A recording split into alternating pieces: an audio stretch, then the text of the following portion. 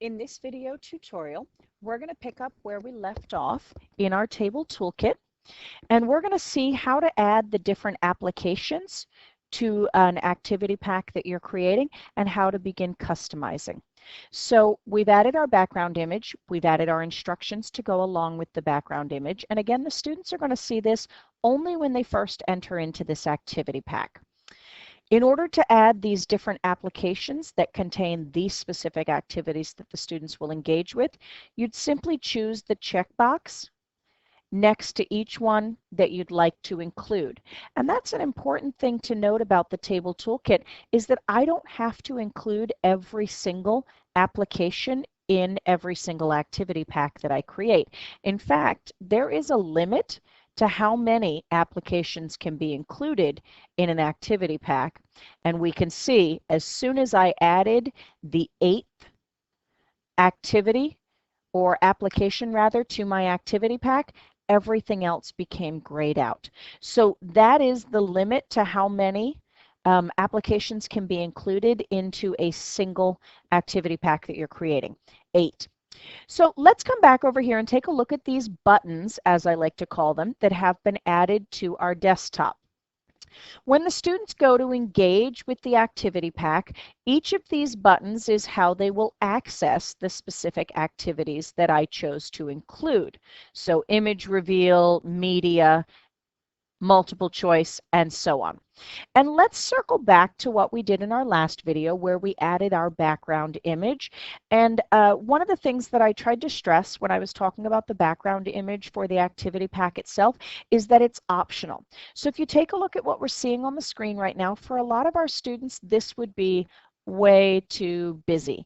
They wouldn't be able to distinguish between what's a part of the background image and what is actually a button that they can click on in order to engage with a specific activity.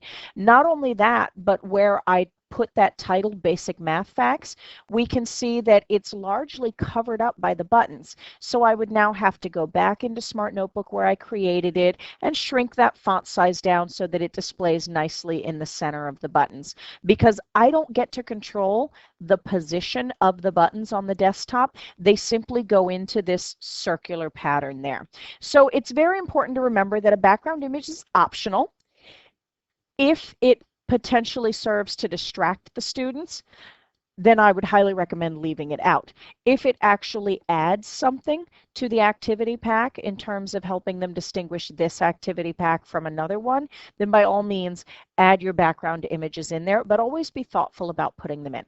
All right, enough about the background images. Let's come back to talking about these applications that we just added. If I were to change my mind and decide, for example, that maybe I don't want to include hot spaces, I could simply click on the check again, and it will ask me just to verify any work that you've done in this hot spaces application will be removed. Do you want to continue? And I'm just going to click yes, because of course I haven't added anything yet. And now we have 7 buttons where a moment ago we had 8, and we have the option to come down here and add the additional applications that we hadn't yet selected to put into this activity pack. So let's take a look at the standard applications that come with your Smart Table Toolkit. You have Addition, Addition Plus, Hot Spaces, Hot Spots, Image Reveal, Media, Multiple Choice, Narrow It Down, Smart Notebook, Paint, Puzzle, Scrapbook, and Symphony that can all be added to an activity pack. And there are several more available on the Smart Exchange that we will take a look at in a future video.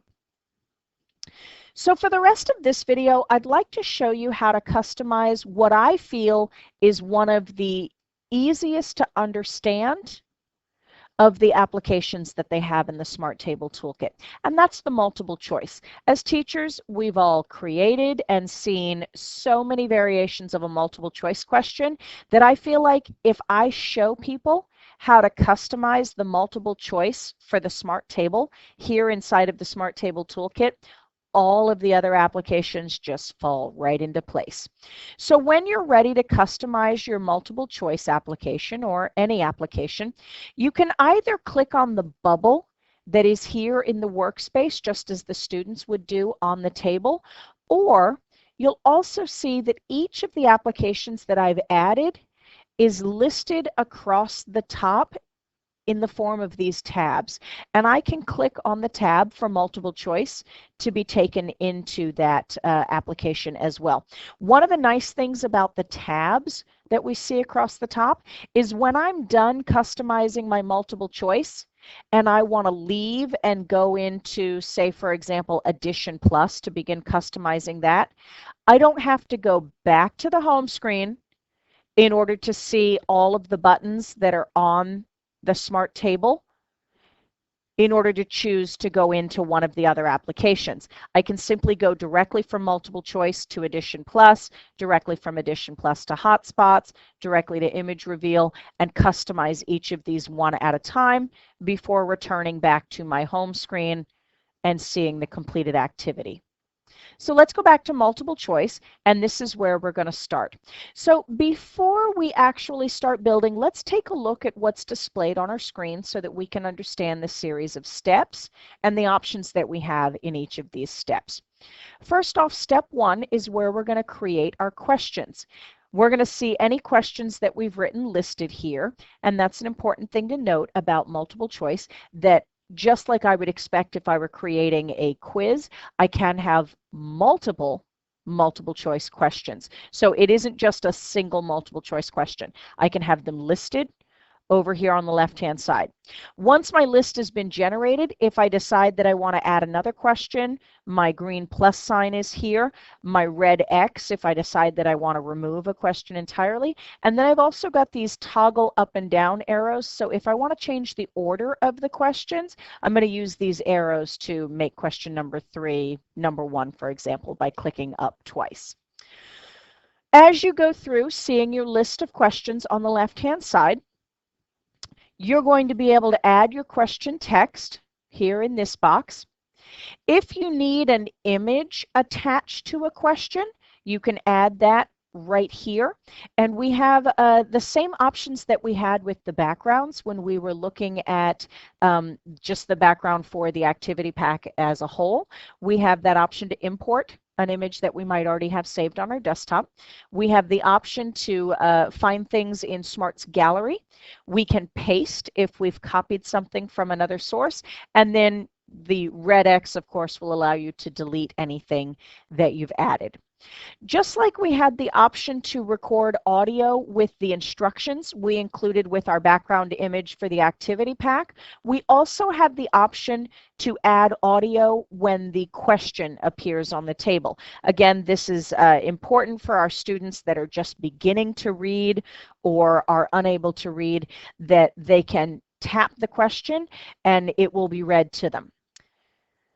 When you are inside of the activities and creating the various text options that you have, you'll have 4 different options for audio. The standard or default is no audio.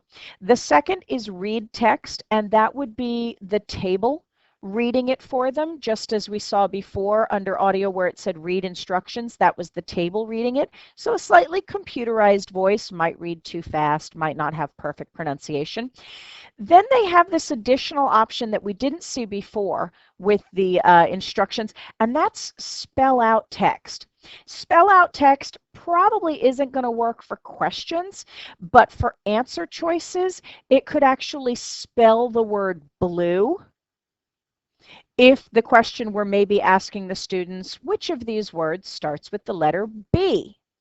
They could click to have it read or spell out, rather, each of the answer choices. So that is an option that you will always see under the audio attachments for any of the applications, is that spell out. And of course, you're only going to choose it if you want the table to spell a word for the students. And then lastly, we see import audio again. And just like with instructions, when you choose import audio, you get the option to bring in an audio that you might already have saved on your desktop. That's great for any sort of audio sound effects that you might have, a bell ringing, a dog barking. Oftentimes you can just bring those things in from the web. But if you want to record it, you've got that microphone here again. Before we move away from the question, let's talk about these settings right here. You can check whether or not you want to require the students to get a correct answer before the table will move on to the next question. And of course, this is checked by default, but I can uncheck it. And even if they got the question wrong, they would be able to move to the next question. And then you have the option whether or not everyone has to agree or whether or not the majority rules. So we saw the multiple choice activity on the smart table, and it's designed to have several students playing. If there are, for example, 4 buttons around the outside, as soon as someone put 3 of the 4 in, if we had majority rules set, then the table would move on to the next question, even if the 4th student got it wrong. Or all must agree means all 4 of the same answer have to be placed in before it'll move on. So that's just a quick look at everything that has to do with our question. Let's come down here to the bottom right and take a look at everything that has to do with our answer here. Answers can be text by typing in this box. Answers can be images. You can have a combination of text and images. Then we also have those same audio options there. No audio, read text, spell out, and import. If you want to add new answer choices, you'd simply click down here. Right now, this green checkbox tells us that whatever we put in this blue circle would be what is the correct answer. But we could click on the second one, the green circle, and come over here and choose Set as Correct Answer, and it will move the check mark. So as the teacher, when you're creating it, you don't have to worry about, oh, I always have to put the right answer in first because that's the one it's going to check. You can check any answer choice that you would like simply by clicking on it and then choosing this box all the way over here on the right-hand side that says Set as Correct Answer. We've got one more thing we're going to take a look at before we begin building this question, and that is our instructions area all the way at the bottom. Just like we could have instructions for the desktop itself before they got into the individual activities, but we're just in the activity pack, we can have instructions for each of the applications that we're adding. So when they click on multiple choice, the instructions might say something like, drag each of the buttons into the center where the question is displayed in order to answer the question. Once again, we have that same character limit for the same reason. It's what will fit around the edges of the table. But if you need more, you can always record that audio to go with it. So let's do a quick set of instructions.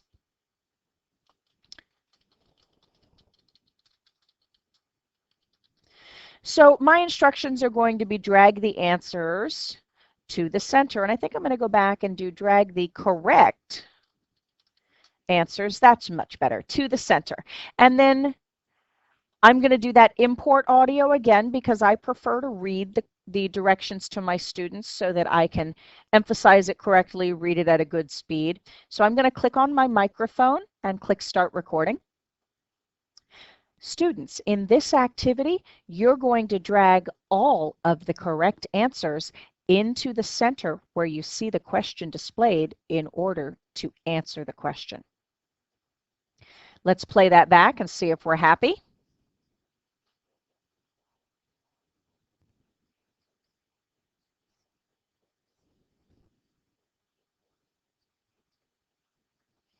All right, I'm happy with that. I'll click on Attach Recording. We've now got the instructions that'll be displayed around the outside as soon as the students click to go into the multiple choice application. And we've got that audio that'll be read to them. So now let's come back up here and let's begin creating our questions. I'm going to type up here in the question text box, and I think I'll do something that has to do with shapes. So which image is a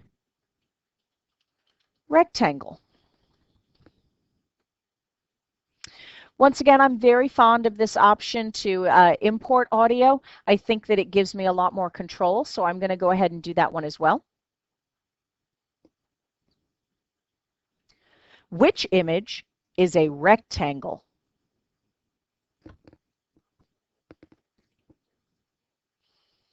Got a little loud on that one, but I'm okay with it. Attach recording. And again, we can add a question image.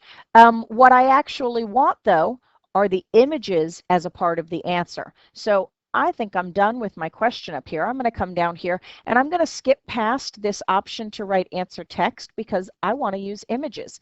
And I'm going to get them directly from the Smart Gallery. So this is the same gallery that you have in Smart Notebook, but unlike if you go and click on your gallery button inside of Notebook, when it opens, you can immediately start seeing images there. When you access the gallery through the Smart Table Toolkit, you actually need to tell it what you're looking for before it'll even start to display images. So I'm going to type in that I'm looking for a rectangle and click search. One important thing I want to point out while it's grabbing me some rectangles here is that it is accessing this gallery online right now. So you always want to make sure when you're clicking on the option to access the gallery inside of the Table Toolkit that you are connected to the web.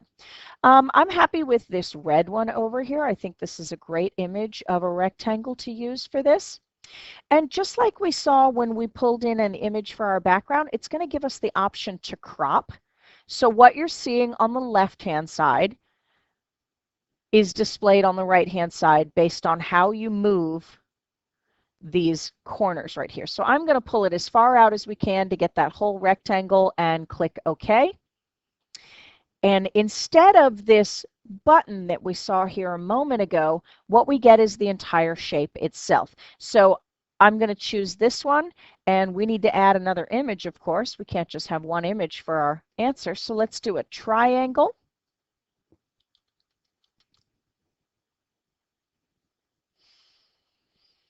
How about the green one down here? Looks good. I like the crop on it. We click OK. Add new. And let's do just a couple more. Let's be tricky. Well, we can't put in a square because that is a rectangle. I was going to try to be tricky, but that's not going to work. So we'll do a circle. Let's get a different color. How about this purple one here? Good. All right, and one more. Add new. And how about if we do a pentagon?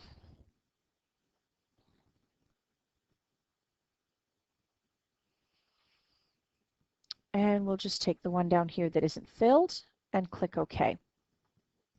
So the rectangle is already selected as the correct answer, but of course, if you needed to, you could click on it and then choose the box down here. Just like we added audio with our question, even though the answer choices are not text, if you wanted the table to say something when the students click on each of the answer choices, you have those same options: read text, spell, or that option to import audio and add your own. I don't think I want the table to tell them if they click on it it's a rectangle, because that kind of gives away the answer. So I'm not going to add audio this time, but I am going to come back over here to the left-hand side and click the plus sign to begin creating my second question. And just so that we have something to preview, I'm going to go ahead and create a second question before we move on.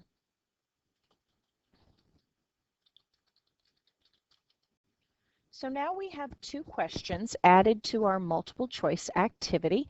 And one of the things that I really like about the Table Toolkit is that if I just want to see what these questions are going to look like for my students, I don't have to save them to a USB, run them over to the table, plug them in just to do a preview.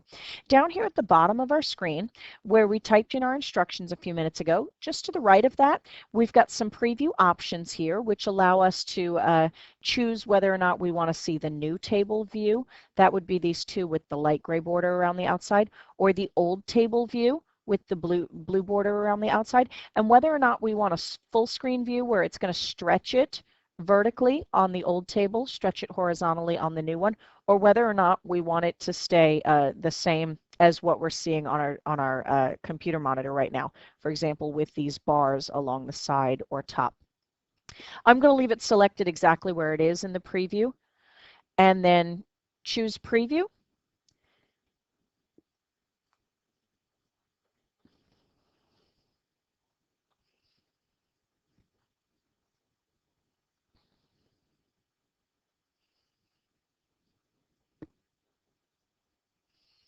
So you can hear that my directions went a little bit long, and once the image of the instructions faded from around the outside edges, it went directly to hearing the audio attached to the question.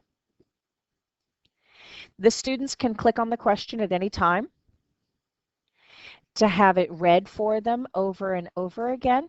And this is currently set to have 3 students engaging with the multiple choice. I can tell that because I see 3 of each image. So if you look, for example, right where my cursor is at the triangle, you can see that there are 3 different triangles. So whenever you're previewing, it's going to be auto set to 3 different students engaging in the activity. So the way that the students are going to engage with the multiple choice is that they're going to drag their answer choice into the center, and they're going to be accepted by the question. Now, because I put in the wrong answer the 3rd time, it kicked all of the answers out, and I have to go back and put in all of them in order to have it mark the question correct. So again, the default setting when you're previewing the multiple choice is all questions must be answered correctly and all students must agree. So now we have our second question here, which image is a circle. And because when the students are seeing this question, it's going to be displayed horizontally on the table, it's important to think about the fact that nothing's really ever upside down. So we can have this rotate so that students on any side of the table could turn the question so that they can see it. If you remember, I added that read instructions option to this question where I was going to have the table read the instructions for the students, but because we're previewing it on the web, we don't actually have the table. So that's why even though I've clicked on this several times, I'm not hearing any instructions read. So keep that in mind whenever you choose that read instructions, meaning the table is going to read something to the students. That won't happen when you're previewing it, only because there is no actual audio component that is the equivalent of that here when I'm in the browser previewing this. So I'm going to drag my circles in. And once again, as soon as it marks me correct, it gives the students some kind of a congratulations, and then this will clear, and the students will be taken back to the desktop or out of the activity. So I'm going to go ahead and close my browser. And I'm going to navigate back to the home screen. So if you remember when we were on the home screen, it showed us all of the different buttons here. And I want to show you one more thing in this particular video before we move on to looking at some of the other applications. If you take a look at the tabs across the top again, you'll see these asterisks. And these asterisks indicate that I have gone into that application, possibly even made some changes like I did when I went to multiple choice, and that none of that has been saved yet.